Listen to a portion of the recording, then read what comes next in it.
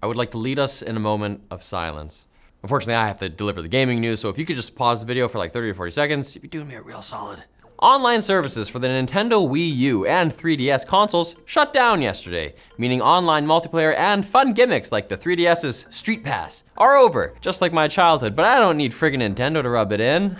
I have those gray hairs for that. It's the end of an era for many gamers who took to the internet to share their last moments online on their beloved Nintendo consoles. Nintendo data miner Oatmeal Dome even streamed Splatoon until the very end. Meanwhile, some Splatoon and Pokemon players raged against the dying of the light, managing to use online features even hours past the supposed cutoff. Many kept their games running, vainly hoping that it would stop the inevitable death of the servers. Fortunately for the diehards, there's Pretendo, an open source project hoping to replace the now defunct network functionality of the 3DS and Wii U. Unfortunately, it won't work with your Nintendo ID. You will have to create a new Pretendo ID. Think of it as the Wario to Nintendo ID's Mario, except in this case, Wario is the good guy. And you know what?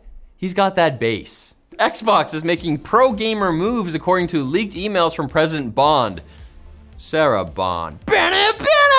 In the emails obtained by Windows Central, Bond reveals that Xbox has created a new team dedicated to game preservation, at least for the current Xbox game library. Essentially, it sounds like they want to make sure future hardware can play the games of today, but we don't know what the scope of this initiative will be, such as if it will cover online-only games that require servers to function.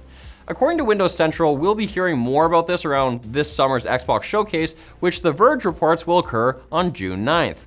The event will apparently also feature the rumored announcement of the newest Gears of War and release dates for Avowed, Microsoft Flight Simulator 2024, and Call of Duty 21. It's not called that, but it is the 21st in the series, Google it. The Verge also states that Xbox is considering bringing more Xbox exclusive to other consoles. The success of Sea of Thieves launch on Nintendo Switch and PS5 on April 30th will apparently be the determining factor. This doesn't mean Xbox isn't still committed to hardware, however. In an email, Sarah Bond, there she is again, writes Xbox is moving full speed ahead on their next-gen console, which she claims will be the biggest technological leap ever in a generation. Really? I'm pretty sure the biggest technological leap was electricity. You should know that, Bond. Your friggin' consoles run on it. In oops, Ubisoft goofed it news, Ubisoft accidentally leaked the release date for Star Wars Outlaws a bit too early. As spotted by Gamatsu, Ubisoft Japan's YouTube premiere page for today's story trailer listed the launch date as August 30th, heavily disincentivizing anyone from actually watching said trailer. So if you didn't watch the story trailer, here's some of the things you may have intentionally missed. The game's main antagonist is criminal and professional Nick Cage lookalike Sliro, which is a combination of letters I hate. Sliro, seriously. Sliro, yeah. Sliro commands Zarek Besh, who is not a person with a silly name, but an entire crime syndicate with a silly name. Based on their helmets, the organization is either a disgruntled welders union or a group of people who just hate having peripheral vision. The game's creative director, Julian Garrity, gave an interview to StarWars.com in which he answered some questions about the trailer. If you were hoping this game about doing space crime may have some gritty moral choices, well, Garrity says there's no gritty tone, and while he says there are dilemmas, it doesn't sound like you'll be confronted with the consequences of selling death sticks. But you don't want to sell death sticks anyway, right? No, you want to go home and rethink your life, bitch. And while you're there, why not rethink your PC peripherals with the help of our sponsor, Gamepower? Their Suki TKL is a wired mechanical keyboard with a price that'll leave you flabbergasted. At how low it is! It even comes with a magnetic wrist rest to support you the way your teammates never seem to. But since it's magnetic, you can easily remove it if you hate having healthy wrists or something. And if you're wondering if it has RGB, of course it does. Who do you think I am? Check out Gamepower and their Suki TKL using the link in the video description. Suki! Dude, don't look. Don't look, but there's quick bits right there. Oh my God, they're coming this way. Be cool.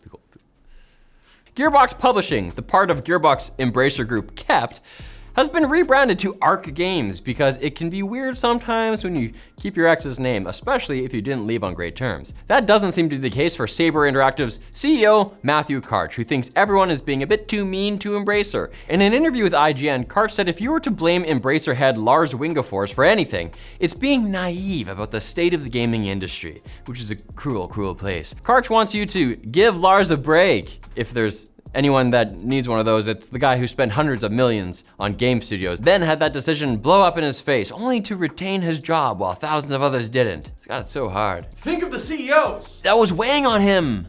Bungie finally showed off the final shape expansion for Destiny 2, the success of which will determine if Bungie gets to remain independent from Sony. That might explain the new prismatic subclass that will allow players to use any combination of powers from the 5 other subclasses. If that sounds unbalanced, that's because it is. In a gameplay preview, multiple devs described the subclass as broken. I can't wait to play it. The final shape will come out on June 4th, also known as the day every single Destiny 2 player switches to the prismatic subclass. You don't. What are you doing?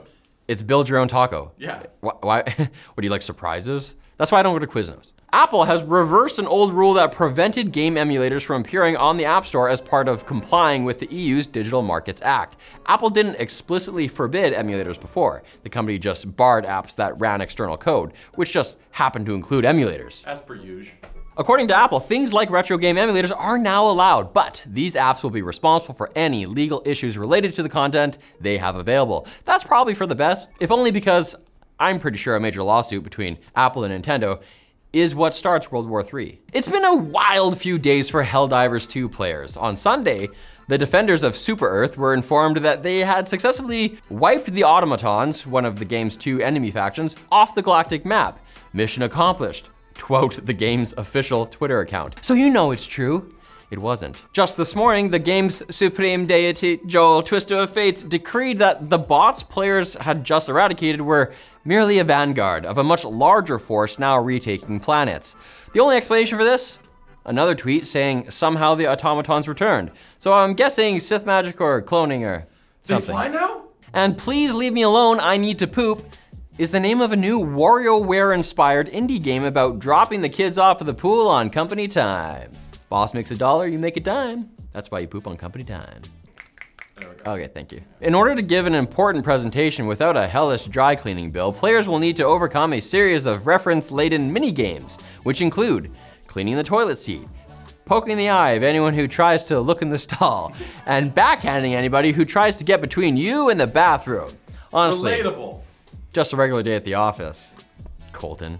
But Thursday won't be a regular day at all. It will be a stupendous day, full of more gaming news and endless merriment, as long as you come back. Please come back, or they'll hit me again on the way to the bathroom. I'm always loitering.